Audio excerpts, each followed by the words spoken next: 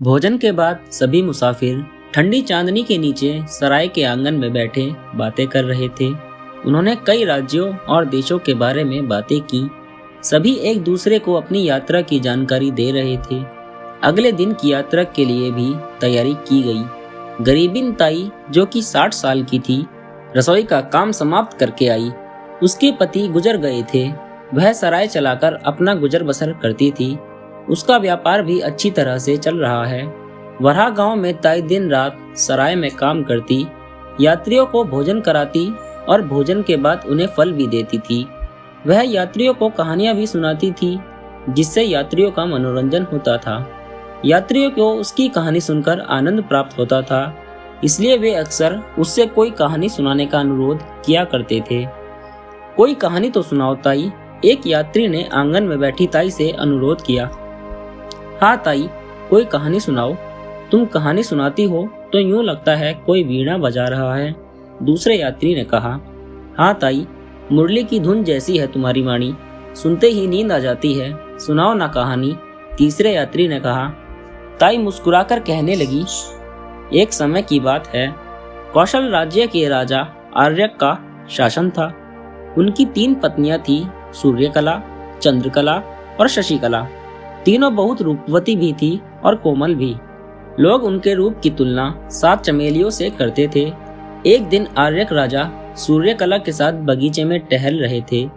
कुछ देर टहलने के बाद वे तालाब के किनारे बैठ गए। तालाब कमल के फूलों से भरा था और बहुत मनोहर लग रहा था। राजा ने तालाब में से एक कमल का फूल तोड़ा और स्नेहवश सूर्यकला के सिर पर धीरे से मारा। सूर्यकला चीख उठी, उसके सिर पर गांठ बन गई और वह बेहोश हो गई। सारा परिवार वहां इकट्ठा हो गया। महाराज, सूर्यकला को क्या हुआ? उसकी सखी ने राजा आर्यक से पूछा। राजा ने घटना का वर्णन कर दिया। ओह महाराज, आपने क्या किया? क्या आपको ध्यान नहीं कि सूर्यकला बहुत नाजुक और कोमल है? सखी ने कहा। रथ पर डालकर सूर्यकला को अंतःपुर ले जाया गया। वहां राज्य चिकित्सकों ने उसकी चिकित्सा शुरू की और विभिन्न प्रकार की मंजरियों, मलहम, तेल आदि का उपयोग करके उसे स्वस्थ किया।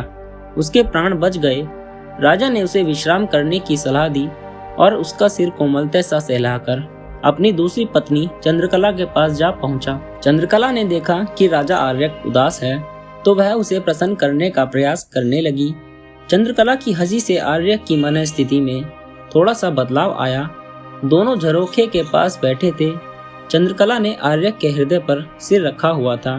महाराज, बताइए आज रात आपकी क्या इच्छा है जो मैं पूरी कर सकती हूँ? उसने पूछा। राजा आर्यक ने चंद्रकला के मुख की ओर देखा। वह कुछ कहने ही वाला था कि बादलों में छुपा चांद निकल आया। झरोखे से चांदनी की किरणें चंद्रकला पर पड़ी और वह मूर्छित होकर गिर पड़ी। राजा आर्यक चिंतित हो गया और चिल्लाकर पूछा, कौन है वहाँ? एक सेविका भागती हुई आई और पूछने लगी, क्या हुआ महाराज? राजा ने उत्तर में खिड़की की ओर इशारा किया। चंद्रमा, सेविका बोली और खिड़की के पट बंद करने लगी। चंद्रकला अत्यंत नाजुक है महाराज, बहुत कोमल है। चांदनी को वह सहन नहीं कर पाती। इसी वजह से महल के सभी दरवाजे बंद रखे जाते हैं महाराज, झरोखे भी। आज यह झरोखा किसने खोल दिया? सेविका बोली। सेवकों को बुलाया। उन्होंने चिकित्सकों को सूचित कर दिया। चिकित्सा शुरू की गई। चंद्रकला को मलाई लगाई गई, फूलों की पंखुड़ियां लगाई गई, उसकी सेहत ठीक की गई। चंद्रकला को होश आ गया। उसने महाराज की ओर देखने के लिए अपनी आंखें खोली। राजा आर्यक ने धीरे से मुस्कुराए। उन्होंने उसके गालों को धीरे से सहलाया और अपनी तीसरी पत्नी शशिकला के पास चले गए। शशिकला को मंदिर जाना था। राजा उसे मंदिर पहुंचाने के लिए गए। राजा आर्यक घोड़े पर सवार थे और शशिकला पालकी पर। चांदनी रात थी। दूर कहीं धान की कुटाई हो रही थी, जिसका स्वर वातावरण में गूंज रहा था। राजा को धान कूटने का स्वर संगीत की तरह मधुर प्रतीत हो रहा था। राजा मंदिर पहुंचे। वहां पहुंचते ही कुछ सेवक दौड़ते हुए उसके पास आए और बोले, रानी के हाथ में घाव हुआ है। घाव कैसे हुआ है? राजा ने पूछा। महाराज, दूर कोई मूसलों से धान कूट रहा था। उसकी ध्वनि रानी शशिकला सहन नहीं कर पाई और रानी की हथेलियां कुम्हाल कर लाल हो गई। घाव बनकर खून बहने लगा, सेवकों ने बताया।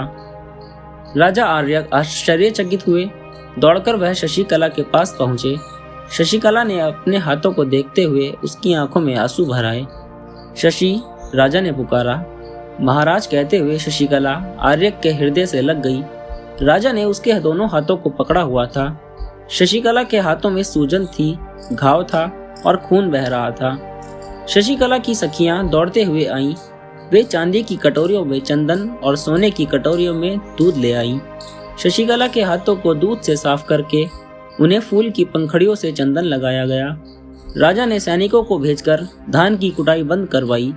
ताई ने कहानी को समाप्त किया। कहानी कैसी लगी? ताई ने पूछा। अच्छी थी, यात्रियों ने उत्तर दिया। अच्छी है कहने से क्या होता है? सूर्यकला, चंद्रकला और शशिकला, इन तीनों में से असल में सुकोमल कौन थी, ये तो बताओ, ताई ने पूछा। सभी यात्री सोच में डूब गए। वे आपस में चर्चा करने लगे। थोड़ी देर बाद उन्हें उत्तर मिला और कहने लगे, सूर्यकला को फूल से चोट लग गई, चंद्रकला चांदनी से कुम्हला गई, शशिकला के साथ हुआ वह परोक्ष था। दूर से एक आवाज सुनाई दी और वह घायल हो गई थी। इसलिए शशिकला ही वास्तव में सबसे नाजुक, कोमल और सुकुमारी थी। ठीक कहा, ताई ने प्रशंसा की। अब सो जाओ, उन्होंने कहा। यात्री अंगड़ाई लेकर सोने के लिए चले गए। दोस्तों, सुकुमारी की कहानी आपको कैसी लगी हमें कमेंट करके जरूर बताएं और ऐसी ही कहानी सुनने के लिए हमारे चैनल कहानियों की लाइब्रेरी को जरूर सब्सक्राइब करें। धन्यवाद।